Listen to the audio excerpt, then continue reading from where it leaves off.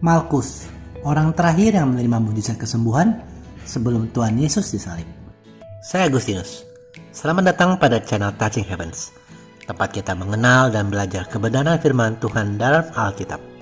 Pada Alkitab, membimbing hidup kepada Kristus.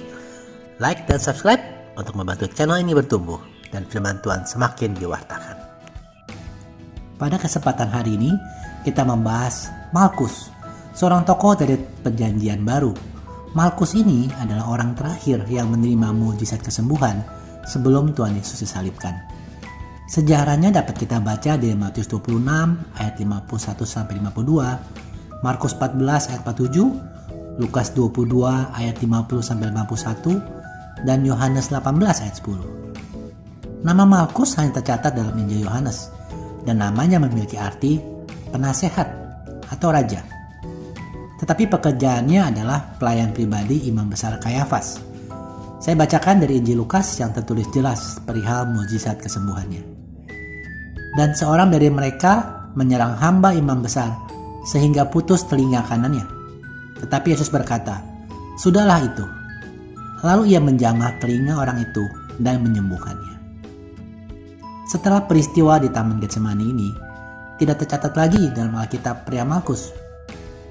Meskipun saya pribadi berharap dan berandai-andai Malkus ini bertobat dan menjadi pengikut mula-mula kekristenan di masa para rasul.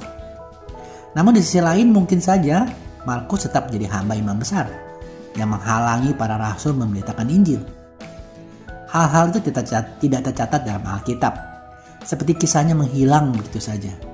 Bahkan Malkus pun tidak tercatat dalam tradisi gereja. Teman-teman, hal inilah yang menjadi renungan kita hari ini. Apakah saya seperti Malkus? Menerima pertolongan Tuhan saat kesulitan melanda, saat bangkrut, atau mengalami mujizat kesembuhan, atau pertolongan Tuhan lainnya. Tetapi, sesudah itu tidak bertobat, tidak mengubah cara hidup, tetap menjadi hamba dosa. Tidak membuka diri untuk menerima Kristus sebagai Tuhan dan Juru Selamat. Jika kehidupan kita tidak bertobat dan mencari kebenaran dalam firman Tuhan, dan hidup dipimpin Roh Kudus, maka kita juga akan hilang seperti Malkus. Teman-teman, renungan singkat dan sederhana hari ini mengingatkan kita untuk pertama-tama bersyukur atas pertolongan dan mukjizat yang Tuhan beri kepada kita. Dan kedua, untuk bertobat, meninggalkan dosa langganan, meninggalkan cara dan gaya hidup yang tidak berkenan kepada Tuhan. Dan yang ketiga, untuk mendekatkan diri kepada Tuhan Yesus melalui firman-Nya, melalui doa, dengan bergabung pada komunitas rohani, dan juga ikut ambil bagian dalam pelayanan. Mari, biar hari demi hari hidup kita semakin serupa dengan Kristus. Terima kasih sudah menyaksikan. Sampai bertemu pada video kenal Alkitab Rabu depan.